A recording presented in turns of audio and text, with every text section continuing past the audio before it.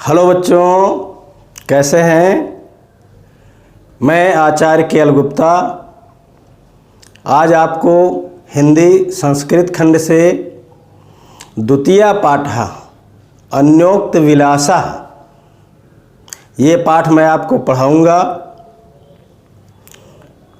तो आइए सबसे पहले देखते हैं अन्योक्त विलासा का शाब्दिक अर्थ क्या होता है।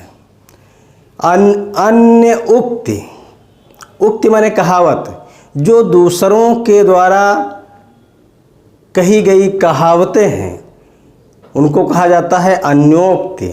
और विलासा माने होता है, अभिलाषा माने होता है इच्छा, जो दूसरों की इच्छा से जो अच्छी अच्छी कहावतें जो निकलती हैं, जिनको हिंदी में लोकोक्ति कहा जाता है, वही संस्कृत में शीर्षक दे दिया गया है अन्योक्ति विलासा।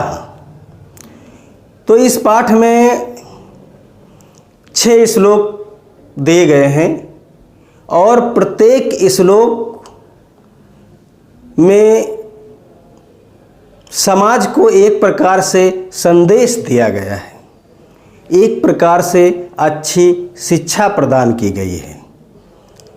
तो आइए हम पहला श्लोक देखते हैं।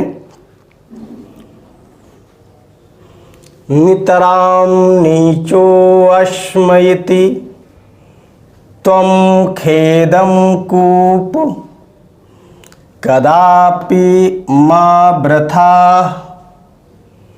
अत्यंत सरस हृदयो यतः परेशान गुणग्रहीतासि। पहला श्लोक बताया गया है।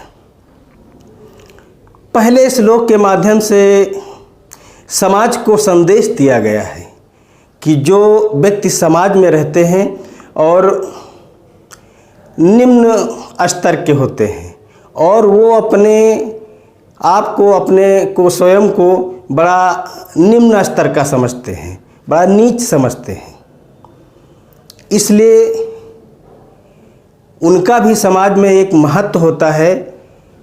तो इस श्लोक के माध्यम से बताया गया है कि उनका समाज में किस प्रकार से महत्व होता है।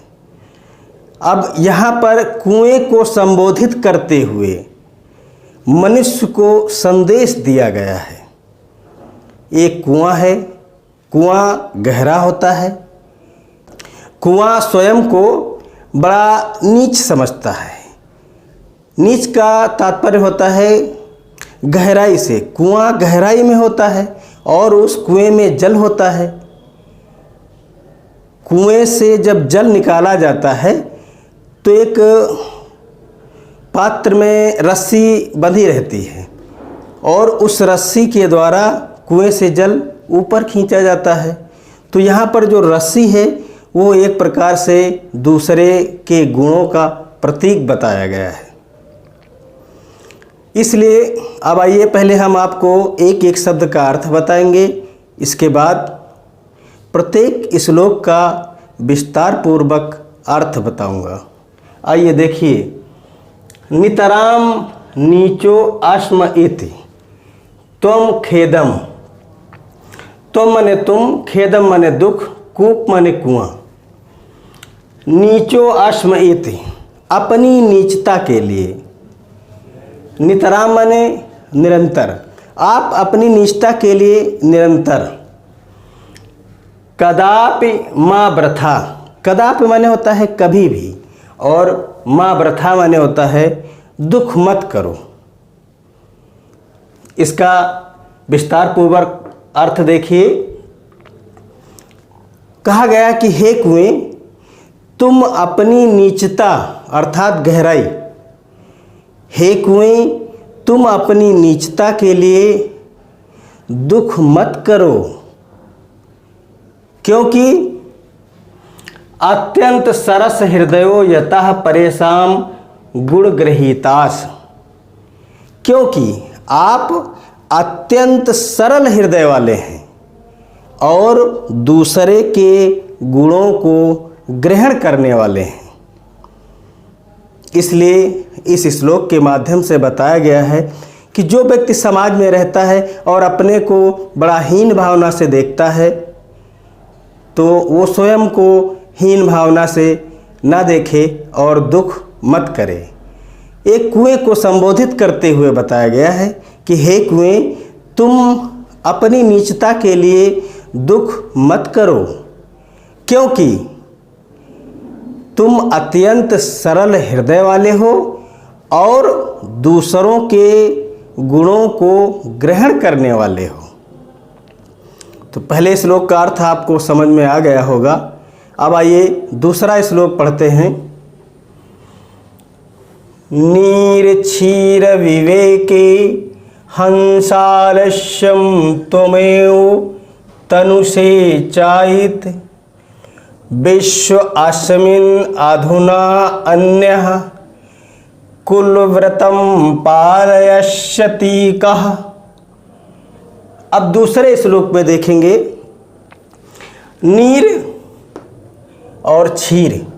क्षीर माने होता है दूध और नीर माने होता है जल। दूध और जल, विवेके माने होता है अलग करना। हंस आलस्यम, हंस के विषय में बताया गया है। हंस आलस्य बने, हे हंस आलस्य ना करो। त्वमेव तनुषे चायित। हंस पक्षी में एक विशेषता पाई जाती है। हंस पक्षी के सम्मुख किसी पात्र में दूध और जल मिला करके रख दीजिए और हंस पक्षी के सम्मुख रखेंगे तो हंस पक्षी दूध ग्रहण कर लेगा और पानी उसी में छोड़ देगा। अर्थात हंस पक्षी में विशेषता पाई जाती है कि दूध और पानी को अलग कर देता है। इसलिए अब यहाँ हंस पक्षी एक विद्वता का प्रतीक है, एक विद्वान का प्रतीक है। विद्वान समाज को सही दिशा देते हैं, इसलिए बताया गया है। हंस पक्षी को संबोधित करते हुए मनुष्य को संदेश दिया गया है। समाज को एक प्रकार से अच्छी शिक्षा प्रदान की गई है कि हे हंस, अब यहाँ देखिए, नीर क्षीर विवेके हंस आलस्यम त्वमेव तनुषे चायित। कहा गया हे हंस, जब तुम ही दूध और जल को अलग करने में आलस्य करोगे, कहा गया है कि हे हंस, जब तुम ही दूध और जल को अलग करने में आलस्य करोगे, तो दूसरी लाइन में देखें, विश्व अस्मिन् अधुना अन्यः। विश्व माने संसार में, अस्मिन् माने इस, अधुना माने विश्व अस्मिन् अधुना अब, अन्यः माने दूसरे, कुलव्रतम माने अपने कर्तव्य का, पालयष्यति का पालन कौन करेगा। विस्तार पूर्वक अर्थ देखिए कि इस संसार में अपने कर्तव्य का पालन कौन करेगा। पूरा श्लोक का अर्थ समझिए। दूसरे श्लोक में हंस पक्षी को संबोधित करते हुए समाज को शिक्षा दिया गया है, एक संदेश दिया गया है कि हे हंस, दूध और पानी को अलग करने में जब तुम ही आलस्य करोगे तो इस संसार में अन्य दूसरे लोग अपने कर्तव्य का पालन कैसे करेंगे।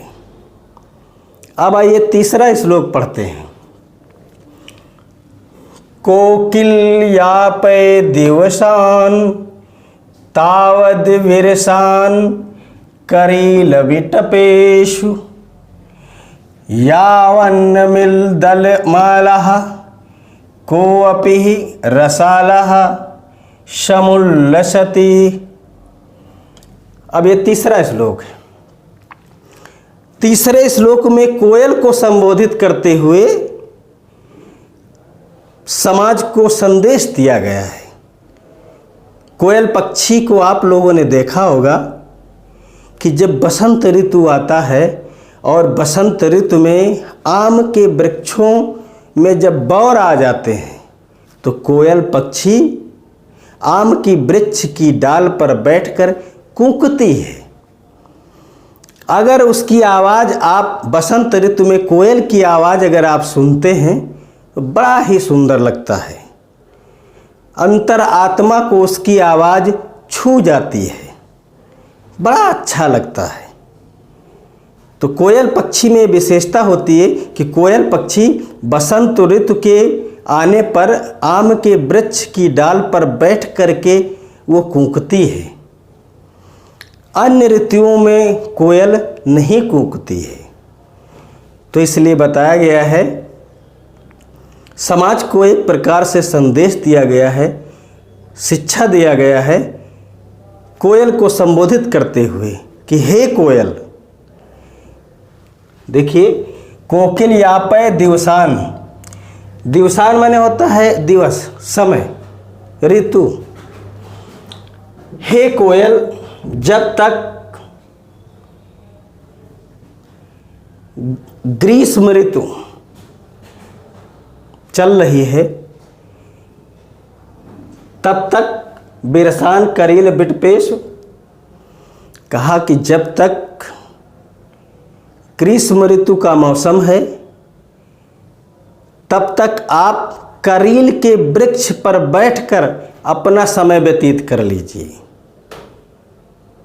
जैसे ही बसंत ऋतु का आगमन होगा, याव अन मिल दलिमाला कोवपि रसाला समुल्लसति, कहा कि जब तक बसंत ऋतु का आगमन नहीं हो जाता है और आम के वृक्ष में बौर नहीं आ जाते हैं, तब तक के समय को आप बांस के वृक्ष पर बैठकर ही व्यतीत कर लीजिए।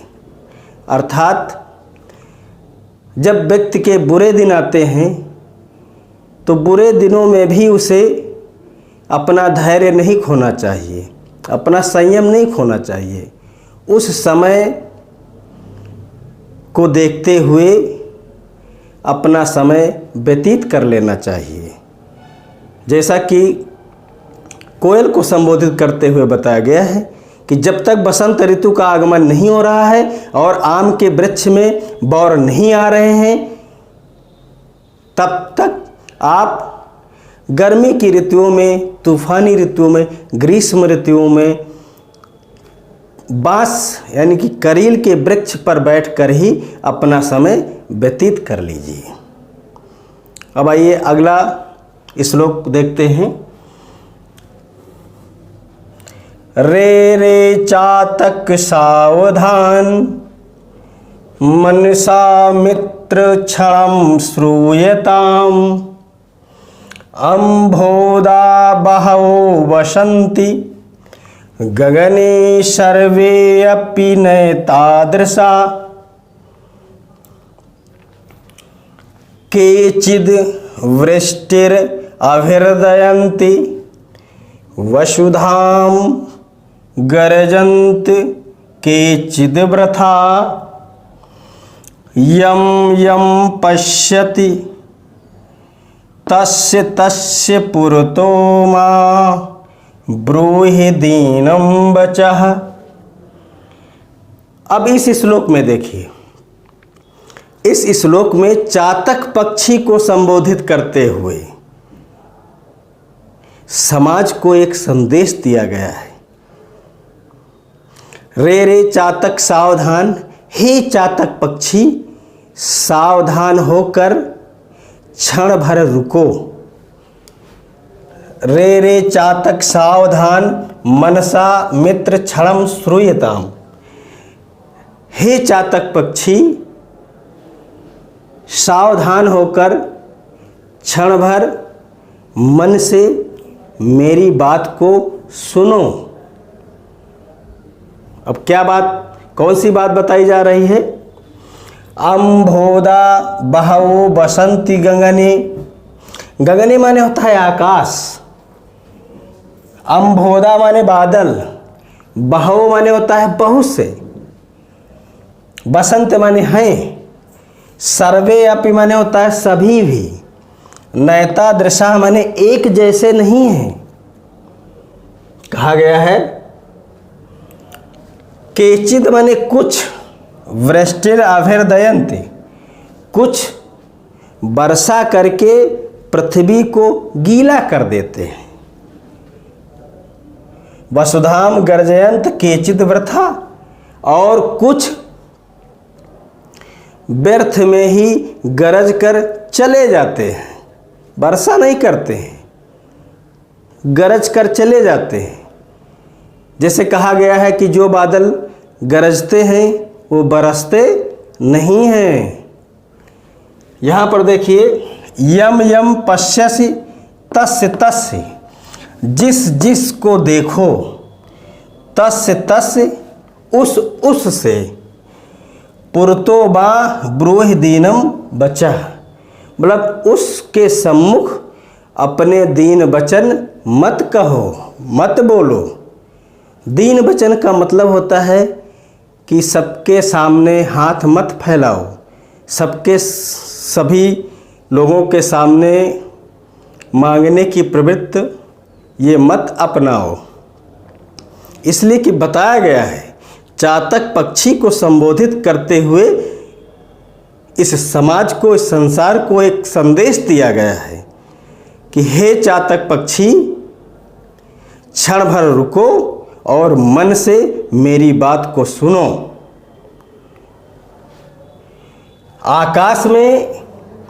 आकाश में बहुत से बादल होते हैं, लेकिन सभी बादल एक जैसे नहीं होते हैं।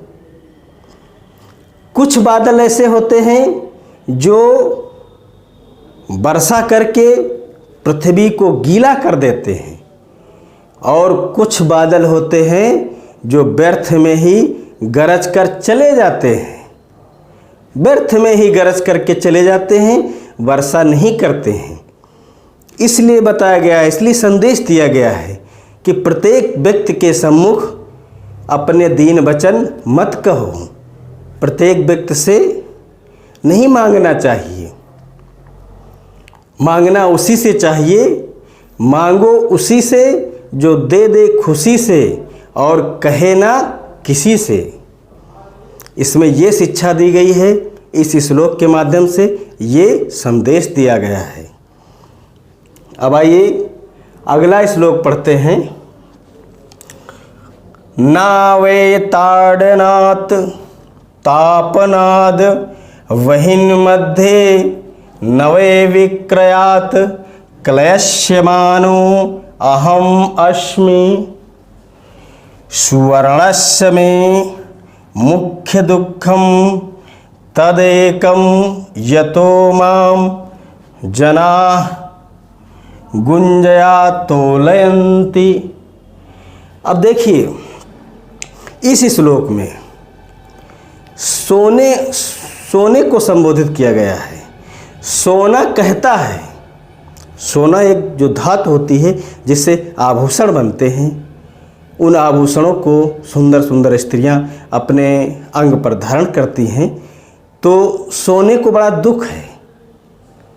सोना अपने आप को बड़ा दुखी मानता है और समाज में अपनी बात को वो व्यक्त करता है। सोना कहता है, क्या कहता है? ना वे ताड़नाथ, ना तो मुझे पीटने का दुख है। सोना पीटा भी जाता है। सोना से जब आभूषण बनाया जाता है तो जो स्वर्णकार लोग होते हैं वो सोने को पीटते हैं। तो सोना कहता है कि ना तो मुझे पीटने का दुख है, तापनाद वहिन मध्य, और ना ही अग्नि में जलाए जाने का दुख है। वहिन माने अग्नि, मध्य माने बीच में। सोने को अग्नि में जलाया भी जाता है, सोने को तपाया जाता है। इसलिए सोना कहता है कि ना तो मुझे पीटने का दुख है और ना ही अग्नि में जलाए जाने का दुख है। ना वै विक्रयात क्लेश्यमानो, और ना ही मुझे क्रय और विक्रय का दुख है। सोना खरीदा जाता है, सोना बेचा भी जाता है। तो सोना कहता है कि ना तो मुझे पीटने का दुख है और ना ही मुझे अग्नि में जलाए जाने का दुख है, और ना ही मुझे क्रय विक्रय का दुख है। खरीदने और बेचने का भी मुझे दुख नहीं है। मुझे केवल एक ही बात का दुख है कि स्वर्णस्य में मुख्य दुखम। सोना कहता है कि मुझे बस एक ही दुख है। कौन सा? यतो माम जना गुंजया तोलयन्ति, जो कि लोग मुझे गुंजा से तौलते हैं, रत्ती से तौलते हैं। इस बात का मुझे बहुत बड़ा दुख है। अब आइए अगला श्लोक देखते हैं। रात्रि गमिष्यति भविष्यति सुप्रभातम, भाषानुदेश्यति हसिष्यति पंकजालिः, इत्थं विचिन्तयति कोशगति द्वैरेफे, हा हन्त हन्त नलनीं गजउज्जहार। अब अंतिम श्लोक में समाज को संदेश दिया गया है, शिक्षा दिया गया है कि जो व्यक्ति चिंतन करता है, सोचता है और सोचने के अनुसार कार्य करता है तो उसके अनुसार कार्य सफल नहीं होता है। जब तक ईश्वर की इच्छा नहीं होती है हमें किसी भी कार्य में सफलता नहीं मिल सकती है। तो इस श्लोक के माध्यम से ये संदेश दिया गया है। देखिए, एक भंवरा है। एक भंवरा कमल की पंखुड़ियों के बीच में बैठा हुआ है। सरोवर में कमल खिला हुआ था, उसी कमल पर भंवरा बैठा हुआ। जैसे ही सूर्यास्त हुआ कमल की पंखुड़ियाँ बंद हो गईं। भंवरा उसी पंखुड़ियों के बीच में बैठा हुआ चिंतन कर रहा है, सोच रहा है। क्या सोच रहा है? कि रात्रि गमिष्यति, रात बीत जाएगी, भविष्यति सुप्रभातम, सुंदर प्रभात होगा, सूर्य की किरणें मुस्कुराती हुई हमारे ऊपर पड़ेंगी। भविष्यत सुप्रभातम भाषानुदेश्यत हसिष्यत पंकजाली। पंकजाली माने कमल। कमल पर मुस्कुराती हुई सूर्य की किरणें पड़ेंगी। यही भंवरा चिंतन कर रहा था, यही भंवरा सोच रहा था कि अचानक क्या होता है? इत्थम विचिंतयत कोशगथे द्वैरेफे। भंवरा कमल की पंखुड़ियों के बीच में बैठा हुआ यही सोच रहा था, यही चिंतन कर रहा था कि इसी बीच एक हाथी आया। हा हंत हंत, बड़े दुख की बात है कि इसी बीच कोई एक हाथी आया और उस कमल की नाल को उखाड़कर जलाशय से बाहर फेंक दिया। अब कमल की नाल के साथ में जो कमल है उसमें भंवरा बैठा हुआ था। अब वो जलाशय से बाहर कर दिया गया है तो अब कमल तो खिल नहीं सकता है। जब कमल खिलेगा नहीं तो भंवरा उसी में सोच रहा था और सोचता हुआ भंवरा उसी में बंद मर जाता है। जब कमल नहीं खिलेगा तो भंवरा कहाँ से निकलेगा? तो कहने का तात्पर्य है कि जो हम जितना सोचते हैं उतना वो नहीं होता है। होइहें सो जो राम रच राखा, मतलब ईश्वर जो चाहता है वही होता है। हम जो चाहते हैं, हम जो सोचते हैं, हम जो चिंतन करते हैं, ऐसा नहीं होता है।